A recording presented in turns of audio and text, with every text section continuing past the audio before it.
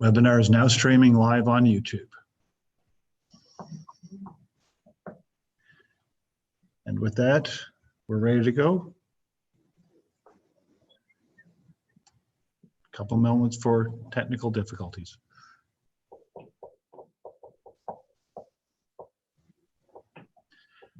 We are now live, and I will call the meeting to order. This virtual special session of council, an electronic meeting. Welcome to Zoom, everyone. And we'll start the meeting. I will actually call for a roll call. If everyone in sequence can call out their name and title.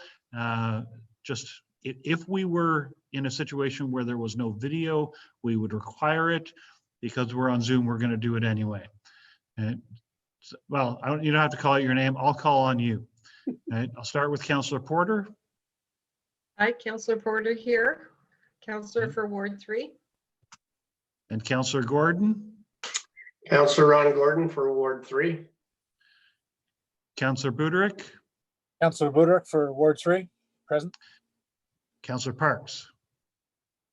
Present. Ward 2. Councillor Parks. Thank you. Councillor Townend. Councillor Townend, Ward 1. Thank you. And Deputy Mayor Hegadorn. Present, Deputy Mayor Hegadorn. For those in the audience, I would also note that our clerk, Debbie Chapman, and our CAO, Steve Silver, are here in the Zoom meeting. With that, we move to the agenda. Is there any disclosure of pecuniary interest in the general nature thereof? Seeing none, we move to the business to be considered. We don't have an adoption of an agenda on this. Okay. All right. The first item 3.1, is a procedural bylaw amendment to allow for electronic meetings during a declared emergency. We have a report before us with the proposed changes. Are there any questions with regard to this procedural time? Councillor Porter.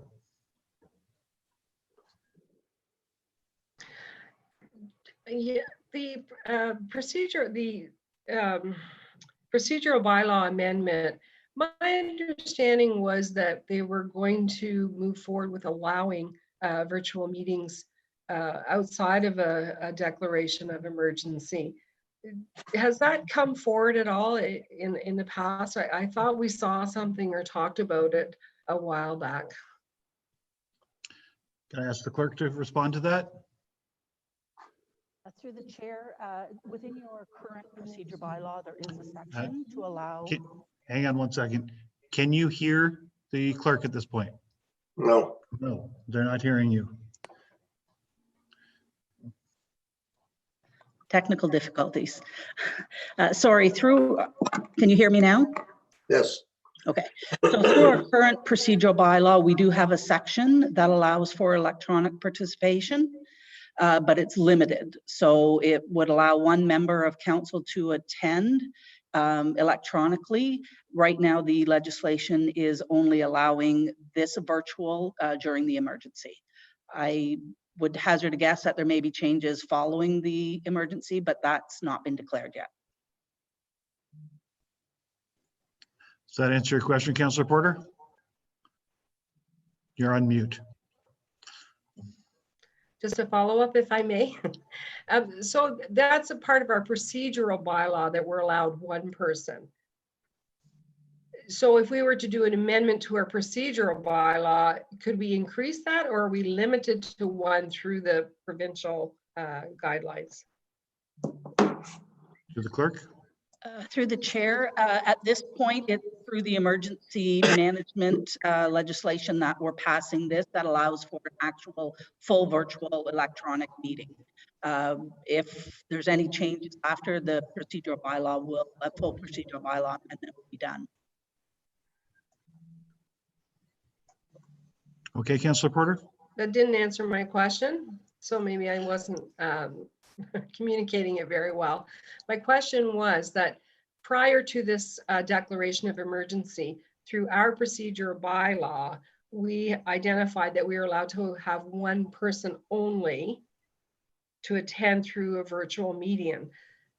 Was that limited to one because of the legislation in place by the province? Through the chair, yes, it was limited to what we were allowed to have, and we didn't have that in. Okay, thank you. Thank you. Are there any other questions with regard to the proposed changes before us? And seeing none, I'd look for a motion.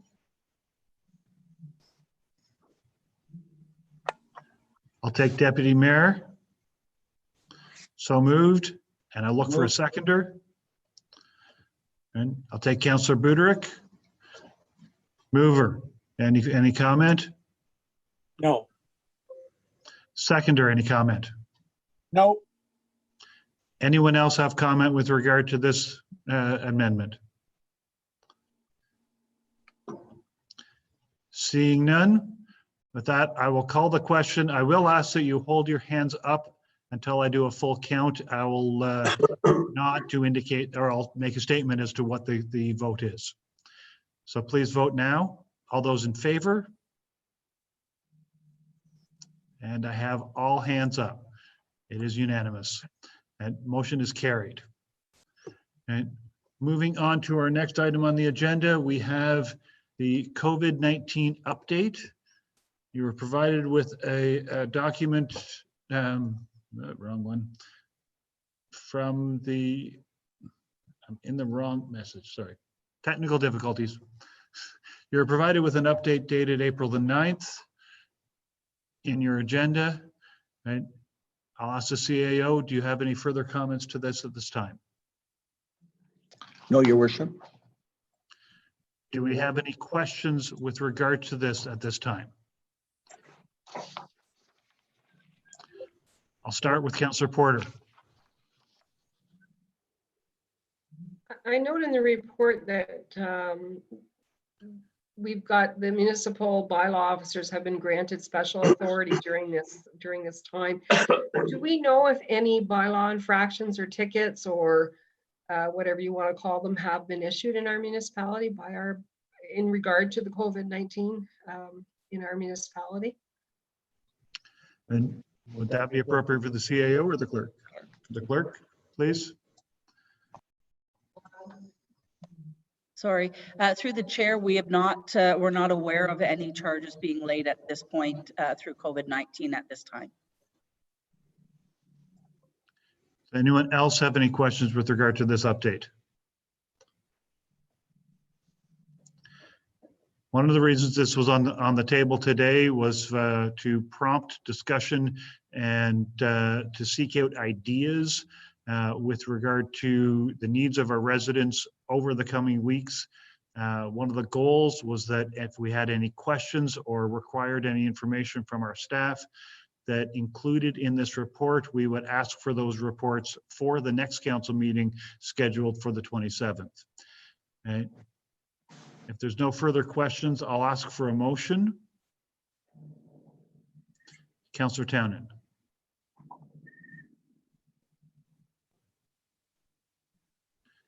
You are currently muted. Thank you. Yep. So I motion to receive the report for information. And I would further motion that Loyalist Township write a letter to the province of Ontario requesting formal action under the provisions of Ontario's emergency declaration with respect to restricting intra-provincial travel, particularly as it pertains to citizens traveling to seasonal or cottage properties. I'll take that as a motion. Do I have a seconder for that? Councillor Porter seconds. Councillor Townend, would you like to comment? Yes, I would. First of all, I thank the CAO for the report and for all of staff efforts during this emergency and for the regular updates, particularly from the fire chief in respect to emergency services, which council have been receiving daily. As to the second part of my motion, part of the challenge, I think, for municipal politicians currently, who are really the front line, politically speaking, in dealing with citizens on a day-to-day basis. There has been some concern and some confusion with respect to intra-provincial travel.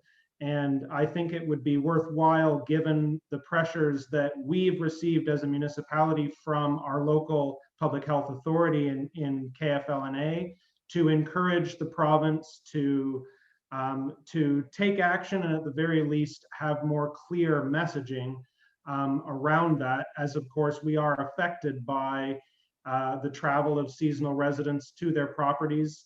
Obviously on Amherst Island, our population doubles in the summer as a result. And I know I have received multiple concerns from seasonal residents and full-time residents alike about what the policies are. And I feel that I have a clear sense of what the public health and the provincial direction is. However, there isn't a lot of official information to reflect that the public can be directed to. And I think that given that we're in the critical few weeks in trying to flatten the curve within the province, that this would be worthwhile asking the province to do. Thank you, mover. Seconder, do you have comments? I do. So just to be clear on the motion, my understanding is that you are asking that a letter be written to the province, asking them for a clear statement on what the position is, or that's my understanding of the motion. Okay, so I second that motion, one, because I wanted to have discussion about it primarily, but also because there's so much misinformation out there, and even though there's been a lot of communication from the province, Loyalist Township has been doing a splendid job communicating to our residents, or trying to communicate. However, what I do find is that there's still a lot of misinformation out there. And I think part and parcel is because there's the province giving us direction, and then there's other municipalities that are doing their own thing. I've heard some outrageous things, what people think they're not allowed to do, or they are allowed to do. And when people come to me and say to me, well, are you allowed to do this? Are you allowed to do that? It's like, well, there's recommendations on the table. I know that. But is it breaking the law if you do it? I don't know. A lot of communication, a lot of miscommunication, a lot of rumors, a lot of people on social media, a lot of shaming going on, because people think one thing is a law, but it was just a recommendation. So I think clear direction from the province as to exactly what it is they're asking us to do clearly. I've had someone say they can't travel from Toronto because they think there's a travel ban on. And to be honest, I'm a counselor, and I can't answer that question. So. Thank you, Councillor Porter. That's the mover and the seconder. Is there anyone else who wishes to make comment at this time? Deputy Mayor. Thank you. Just to clarify it a little further, in the motion, I understood it had inter-provincial travel. So I just want to clarify, are we looking for clarification with travel or restricting travel at the provincial boundaries, or just travel within the province? Just for clarification, what they can and cannot do and what is recommended, just to clarify what everything is. I'll go back to Councillor Townend. Yeah, so I think the spirit of the motion is to ask the province to comment on both. I mean, I think the federal government has been more vocal about travel between provinces. The way I worded the motion was intra, so within the province of Ontario. So the mandate, obviously, of the provincial government to decide what it means in respect to its currently simply advisory restrictions on travel within the province of Ontario. Is there anyone else who wishes to comment on the proposed motion? Seeing none. Back to the mover for final comment. None needed. Thank you. Then again, I will call the question. All those in favor, show hands, please. 1, 2, 3, 4, 5. I count 5. All those opposed? Motion is carried. Okay.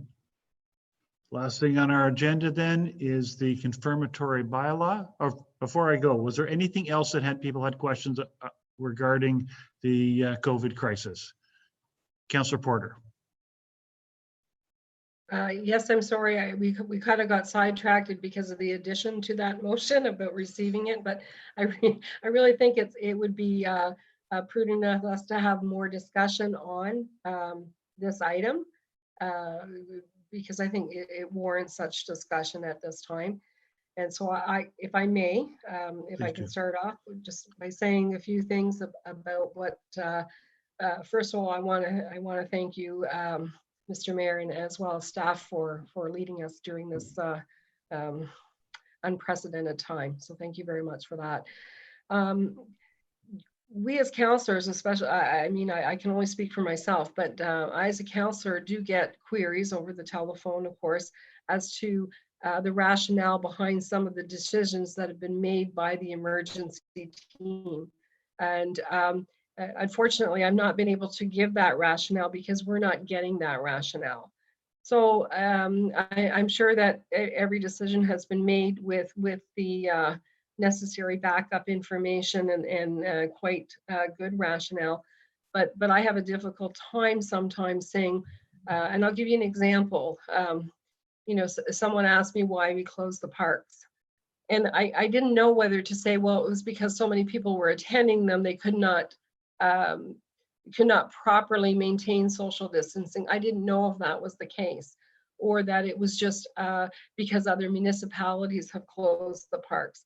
And as we are a unique municipality, and I don't want to see us making decisions based on what other municipalities are doing around us. I want us to be the leaders in our community and not be the followers of the leaders of other municipalities.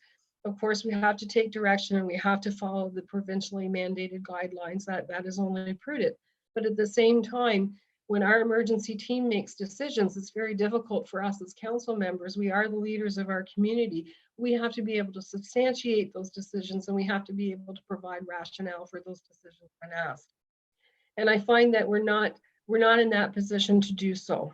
And I'm wondering if there's a process or a methodology that we could use. I know it's been a lot of work to get these SIT reports out on a daily basis, and for that I'm very appreciative to get them. And thank you to Councillor Townend for bringing that up at the last meeting and getting that out there to us. But people in our community think that we are the decision makers and that we are making these decisions. And when I'm asked to provide rationale, I have a very difficult time with that, because I feel like not only am I being put on the spot, but I don't have the necessary information to give a really good answer to the question. So not that I want anything to change, but I'm just opening up the door to discussion as to whether there is something that we can do about that and how other council members are feeling about that. Thank you, Councillor Porter. I understand your concern. Does anyone else wish to speak to that idea? Councillor Townend.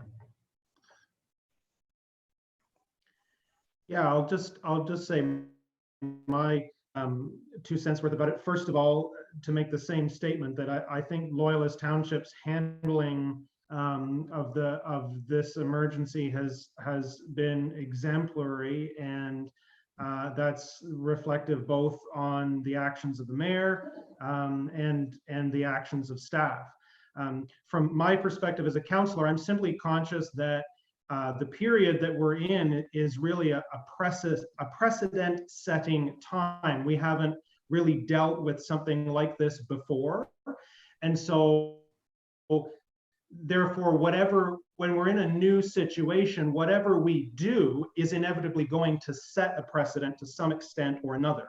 And what I'm simply wanting to remain in the discussion and in the discourse is how council can maintain decision-making ability, but also involvement in the unfolding of an emergency process, given how extensive this one is likely to be. You know, obviously our emergency plans, in how they're worded and drafted, typically imagine emergencies, for example, where, you know, we have a collapse of essential infrastructure, things due to natural disasters, earthquakes, so on and so forth. And decisions need to be made instantaneously, and it makes sense for emergency control groups to take those decisions, etc.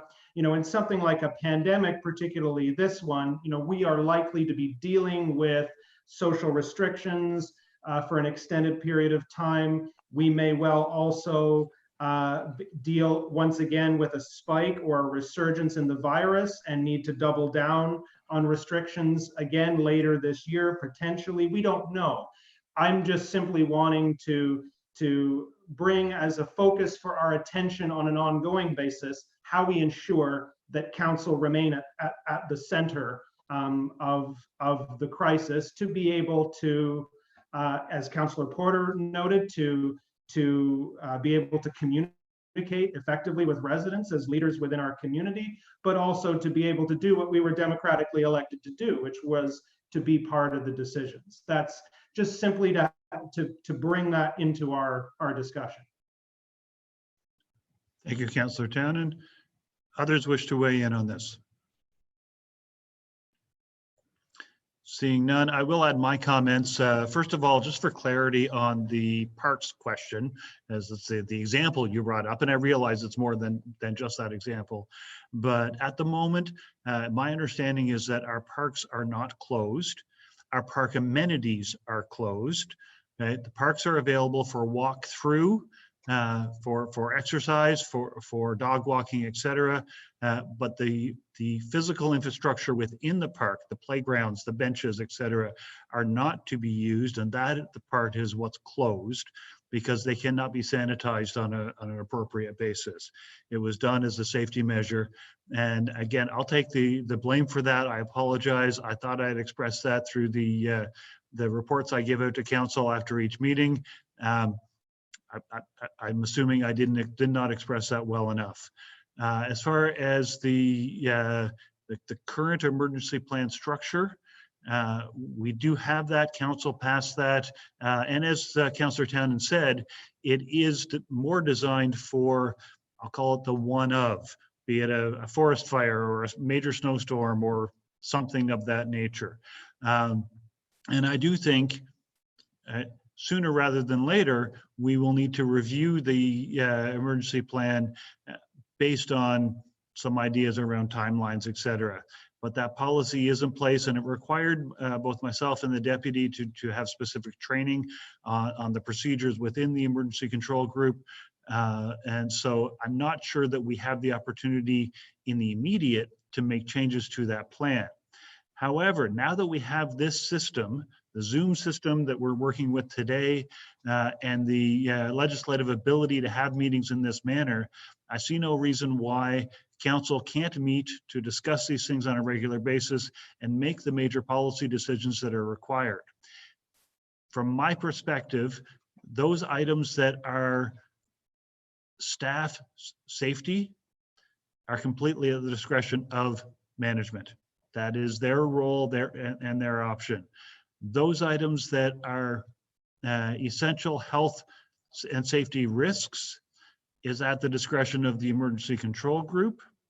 And those items that are more policy, during our last council meeting, as an example, we made the decision to remove the requirement for a bag tag on the first bag of garbage. That is not specifically a safety issue for our staff. Right? It is a recognition of the extra costs involved during this time, and council made that decision. And I am hopeful that council will continue to make those decisions on a bi-weekly basis going forward. Those things that are related to our residents in that manner. The safety is still the emergency control group, in my opinion, and the staff management and their safety is still a management role, in my opinion. I look for other comments, and if not, I will look for the two speakers previously to make a motion of some kind. Deputy, go ahead. Just a question through you. I know I've run into this where we've had some residents call me or whatever and ask questions. And if it happened to be at a meeting that I wasn't at, or if I just wanted clarification, I know staff are extremely busy right now, as is the mayor. But I've still been firing off messages to the CAO or the appropriate staff member and CCing the CAO to get clarification so that I can answer the residents timely. And I guess I'm just throwing it out there. Is there, even though we're in the state of emergency, I'm assuming that that's still acceptable, and that staff, when they're not already booked into a meeting, would be able to get through those emails, you know, in order, in a relatively timely fashion, possibly not within the standards, but in a timely fashion. I would greatly support that. And actually, I'll turn to our CAO to see if he has any concerns with that.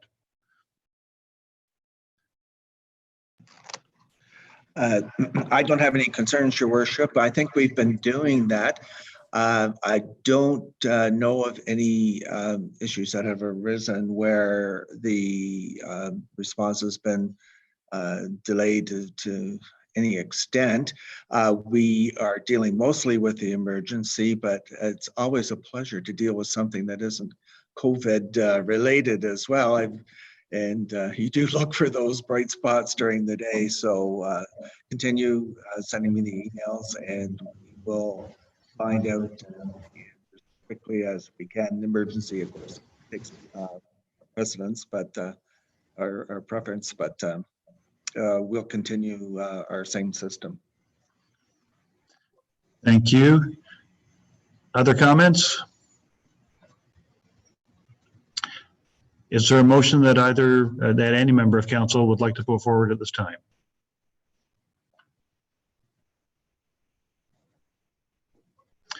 And Councillor Porter? You're on mute. Excuse Thank me. I would like to move that we have regular special council meetings moving forward on a frequency as felt warranted by the mayor, and that in order that council members can be kept abreast and be part of the decision-making process during this pandemic. Just for clarity on the motion, are you looking for more frequently than the bi-weekly meetings that we're currently scheduled for?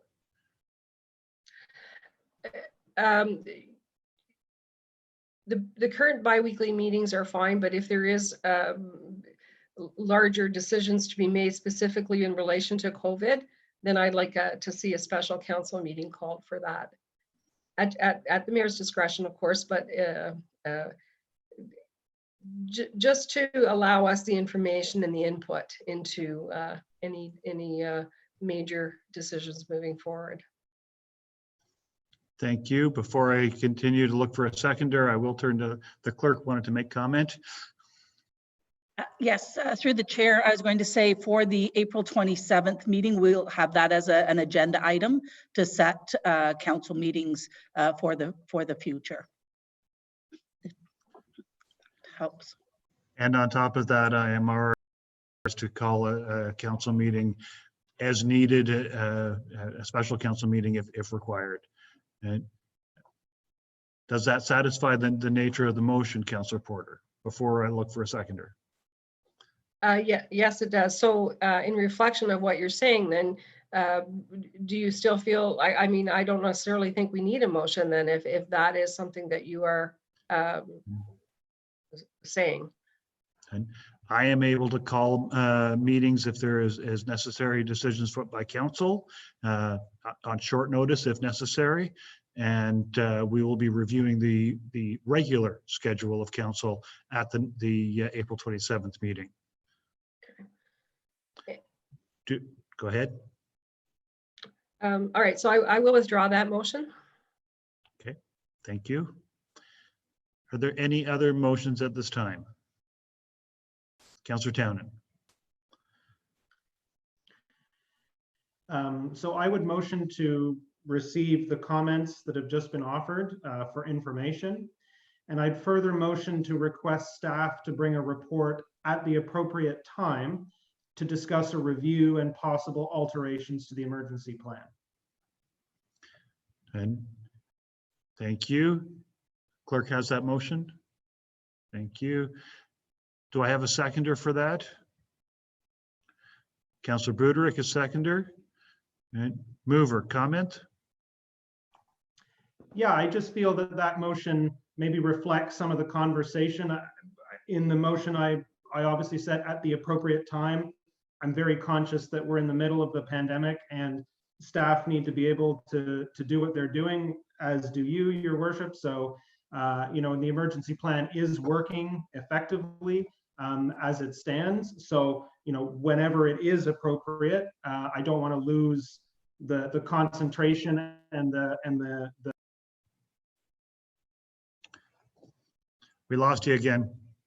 Sorry, I don't want to lose the nature of the discussion we have tonight. So I feel that if there's a motion on the table for whenever it's deemed appropriate, that we have that discussion again. Thank you. Councillor Budarick, you were the seconder. Do you have a comment?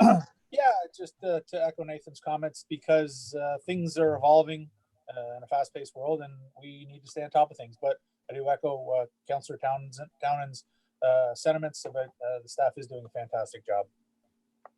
Thank you. Any other comments on this motion? Councillor Porter.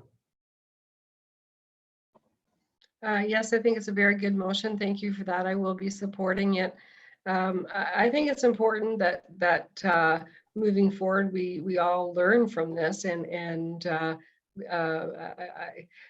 unfortunately, it's a terrible situation, but I think we can learn from any situation, and I think it's a good idea to review periodically all of our practices to make sure that it works the best for everybody concerned.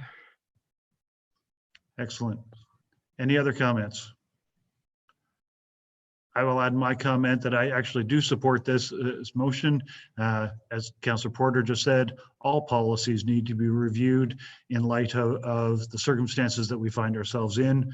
And at the appropriate time, it will be a good discussion.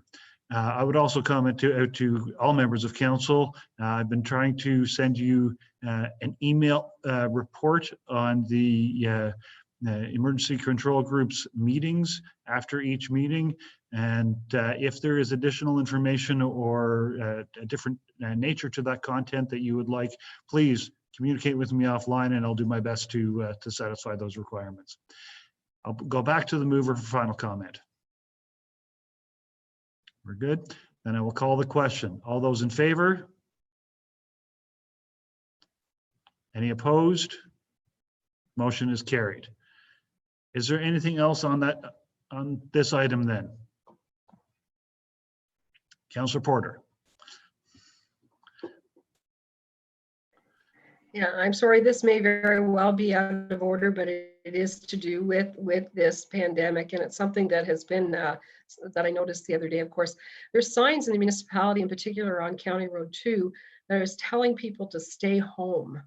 And I know it's just a recommendation, but that has created again a little bit of ambiguity, whether it is something that we have to do, that's mandated by law now or by bylaw, or if it's just a recommendation. So I just wanted to put that out there so that we're all aware how messaging can come across to some people. And you know, we need to be as clear as possible. And maybe the sign could have read, "It is recommended you stay home," rather than just to stay home. That's all. I appreciate the comment, Councillor Porter, and certainly understand, going back to Councillor Townend's comments or motion earlier, seeking to get very specific clarity from the province on the difference between guidelines, recommendations, and mandates is a very important piece. But I will actually also add, and the comment was made earlier with regard to what other municipalities are doing. We have worked closely with the KFLNA Medical Officer of Health, the Public Health Unit, and trying to use that I'll say in-depth understanding, more than I certainly have, of the necessities around the pandemic, and to use reasonably simple, clear language to provide that guidance out to our residents. And I do realize that it can cause some confusion, but I still maintain that the stay home, stay safe message is an important one on that specific one. But I understand your point, and I thank you for it. Anything else on the COVID-19 issue? Councillor Townend. Again, at the risk of it maybe not being entirely in order, but of course there isn't much other place on the agenda. I just wanted to add my comments that I think and I'm sure my colleagues will echo these sentiments, that we can be very proud of how our township as a corporation has dealt with the pandemic, but also our residents. In KFLNA, we have got a plateau in our cases, and we're on track to be able to flatten that at the beginning of May. And people are doing what they're supposed to be doing, and we can be very proud of that. And we can also be proud of people in our community that are continuing to go to work, that are in essential frontline work. Obviously for me as the councillor for Ward 1, I would have to give a shout out to our ferry crew, our ferry workers, and our roads crews, and our first responders, that are continuing to do their job. So it's a terrible time, but crises sometimes bring out the worst, but they also bring out the best. And I think we can be really proud as a township of our township as a corporation, but also as a citizenry. Thank you, Councillor Townend. Anyone else have comment on the COVID-19 issue? Seeing none, we move forward. The next item on the agenda is the confirmatory by-law, item 4.1. Do I have a mover for the confirmatory by-law? Councillor Porter, seconded by Councillor Parks. And any comments? I'll call the question. All those in favor? Any opposed? Motion is carried. Thank you. And then finally, I need a motion for adjournment. Councillor Townend, Councillor Budarick. Aye. Call the question. All those in favor? Any opposed? Didn't think so. We are adjourned. That is carried. We are adjourned, folks. Thank you very much. And the next meeting is scheduled for April the 27th, and in this same manner. And it will be live on YouTube as well. Thank you. Councillor Townend, are you trying to say something? Yes, I am. I just, for the purposes of injecting a bit of levity into the situation, I wanted to make the adjournment motion, even though I don't have to catch the ferry. Yeah, you've already missed it, so. Thank you, folks. We are adjourned.